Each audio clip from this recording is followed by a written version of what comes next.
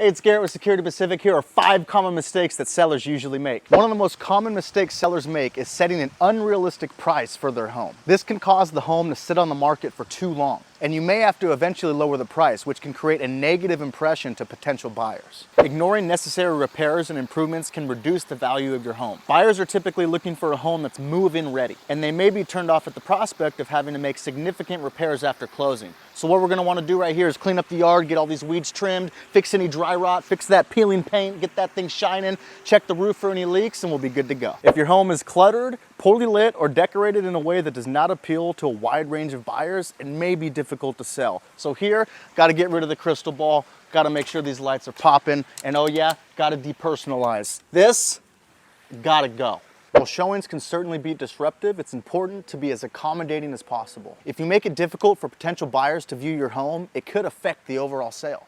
So owners, you gotta go. It's time to go, come on. Let's go, come on, time to go. Showings, we got showings. See, this ain't gonna work.